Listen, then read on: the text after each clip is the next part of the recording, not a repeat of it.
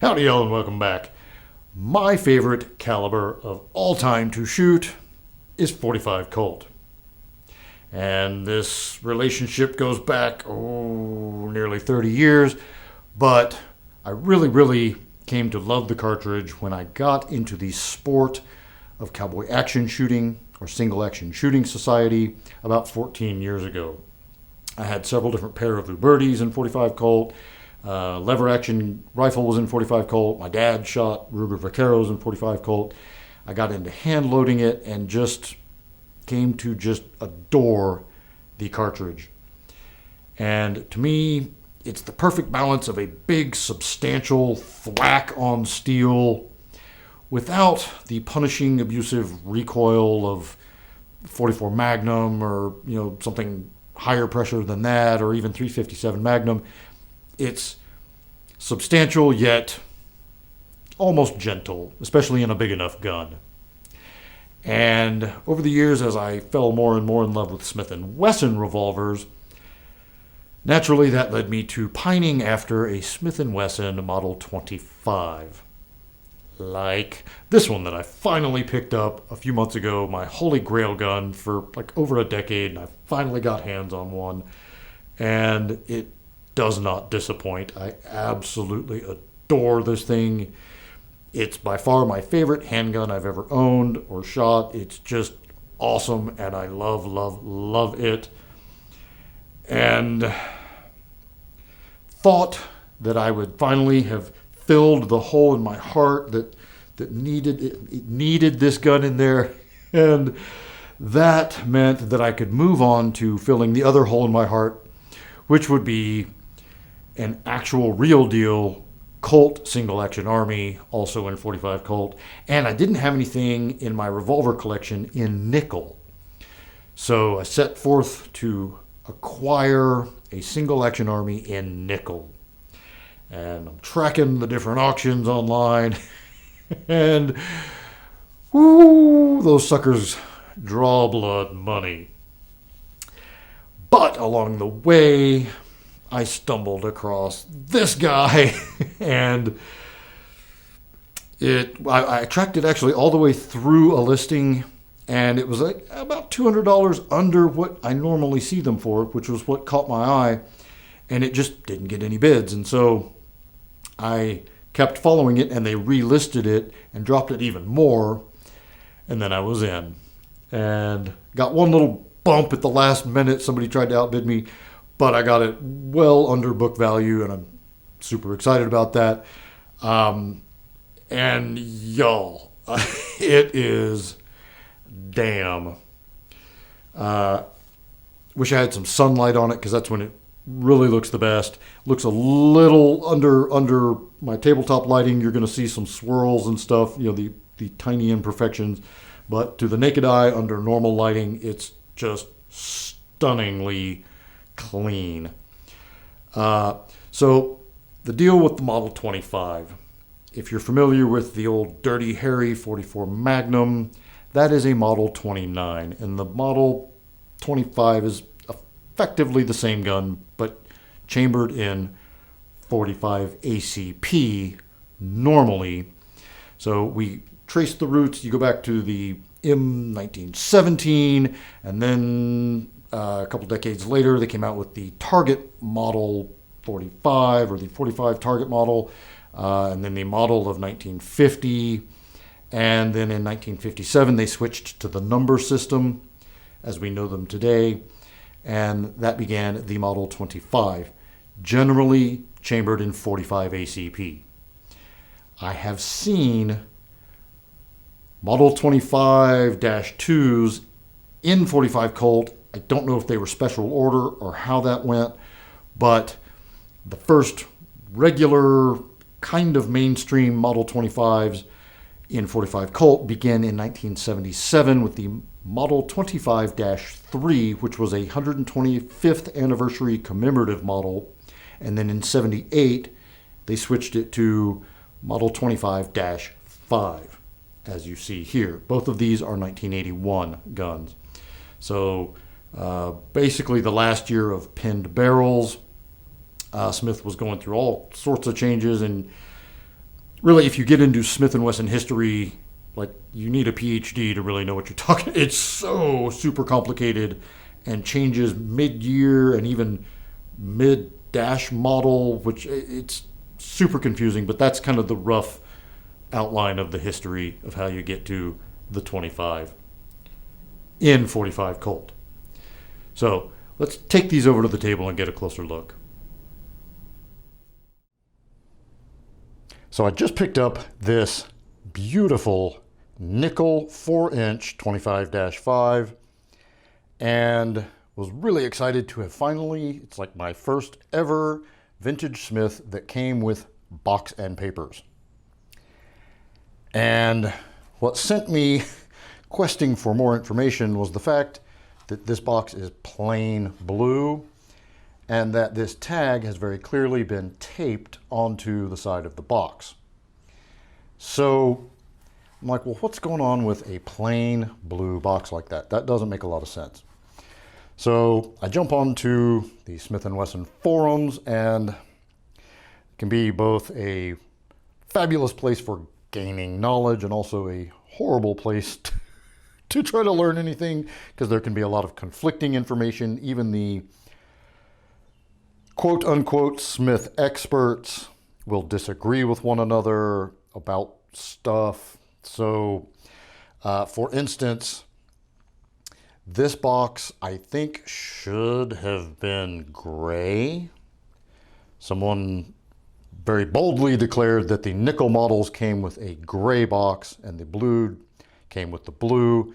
Not totally sure what's going on with that. So this may not actually be the correct box anyway, but the gist of it is that this would have been the complete package for either one of these. Meaning, the reason that this box is plain is that these came in the box with this paperwork and the presentation case, and all of that would have been inside of a cardboard shipping box, a mailer.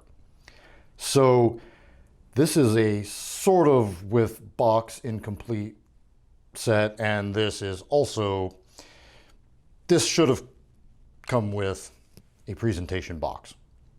So that seems to be solving the mystery of why this box is just plain. But again, maybe it's supposed to be gray. I don't really know. I don't care that much.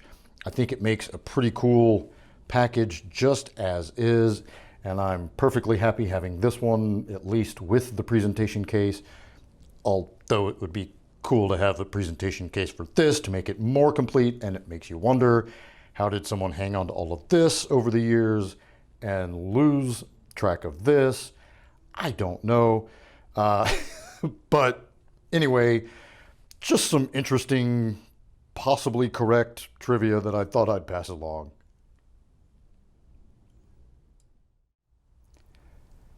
All right, so to do a feature comparison, let's look at the big Model 25 versus my Model 65-2. So what is a 65-2? Well, it's a K-frame. This is an N-frame. And a 65 is, well, if we back it up and think about a Model 10, Smith & Wesson Model 10, probably the most common revolver out there. A lot of people, if you've only shot one Smith & Wesson revolver ever, it was probably a Model 10. Been around forever and ever and ever. If you take a Model 10 and make it stainless, that's a Model 64. 38 Special. If you make that Model 64 a 357 Magnum, it's a Model 65. That's the kind of easiest way I can think of to get there, right? So 357 Magnum, you have the fixed sights, almost like an old Colt single action revolver. You've got the narrower trigger versus the fixed or adjustable sights, adjustable rear sight, and the widened target hammer on the 25. There we go. Well, I can get one of them in focus, right? Also, the trigger is much wider on the 25 versus the kind of skinny guy on the 65. You have serrations, vertical lines going down the back strap, and on the front it would have them, but you don't see them because they're obscured. If you had Magna, this type of stock, on here you would see the lines on the front.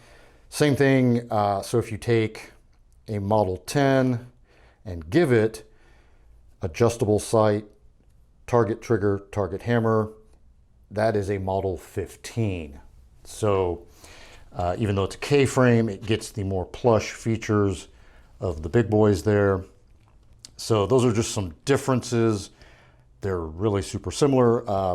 You get the underlug here. Model 15 is more like a Model 10.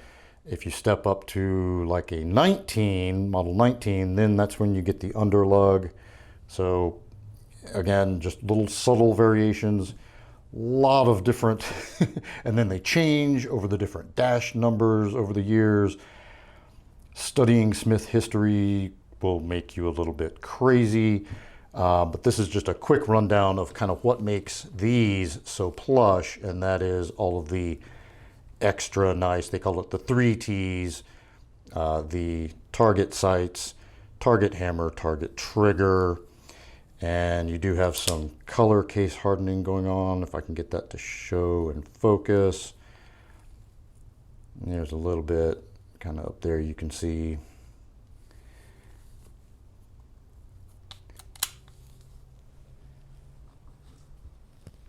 And you might notice that the barrel of the 65 appears a little bit longer than on the 25, and that is because the frame is longer or thicker this way on the 25. So we actually start measuring the frame back, or the barrel back here.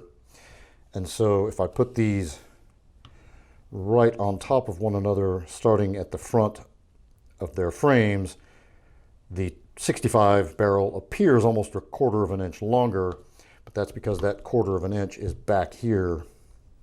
So the larger body makes your barrel look shorter. Insert your own innuendo as you please. And here's just a quick look at the 4-inch next to the 6-inch. These guns are about 20,000 apart in serial number, both 1981. Condition-wise, they're pretty kind of similar. We've talked about the odd bluing change that Smith made, where this frame ends up kind of matted, and then the cylinder and barrel are kind of a super, super polished bright blue. Kind of weird. I really prefer the earlier, like the late 70s versions of those. The nickel is just stunning, and the 4-inch nickel is, out of all of the vintage 25s, this is the most desirable, the most collectible, whatever. And I am absolutely in love with it. But the 6-inch is definitely super cool at the range. This is my favoritist handgun I have ever shot. Immediately after the first time I took it to the range, I got home, started ordering more 45 Colt brass, more lead, more primers. I just cannot get enough of shooting this and sharing it with other people. To me, what is so cool about this era of large service revolvers is, you're talking about 1981, 82, 83. These were still king as far as law enforcement goes. And very, very shortly after this era came the Glock and completely turned everything on its head. And really by the end of the 80s, these start going out of fashion. Not entirely. There were some diehards that hung on to their 6-shot revolvers, be they Smith or Rugers or whatever, well into the early 2000s. But again, this was just kind of the end of an era, and then right around the corner was the Glock. So there's just something kind of cool, because you don't have to go that far back from these to like an M1917, right? Military, full size, large frame, World War One era type of gun, right? And that really, they had small feature changes over the decades, but essentially what they are didn't change that much. They were a large frame 6-shot revolver. And so there's just something historically very, very cool about these and how long they lasted throughout the decades until, like I say, pretty much Glock. You did have the Smith number guns and some other semi-autos. Of course, the 1911 was there all along. But, for people that like guns that don't jam, they stuck with, I'll see you in the comments. They stuck with the revolvers for a reason. So it was really the Glock that was the game changer. So there you go. There's a little bit of history, a little bit of information for you. Try to bring a little nutritional content with this one. I'm not Forgotten Weapons, and I don't try to be. And the history of these things gets super, just Smiths in general, is super, super complicated. And I mean, it's a wild whole universe that takes decades to really know what the hell you're talking about. And I'm really kind of an amateur, but I just adore old Smiths, and I now have 2 Holy Grail guns, and I can already tell you that they won't be the last 25s I get. Still need a 625, that's the mountain gun, and there are a couple of other variations of the 25. Well, there's a 625-4, which is like a 686. It has the full barrel lug underneath. Now I need one of those and a mountain gun. So I have become completely obsessed with these, and which is unfortunate because they're not cheap. But the heart wants what the heart wants, right? So that's all I got for this one. We'll get it out to the range soon. Until next time, be easy, y'all.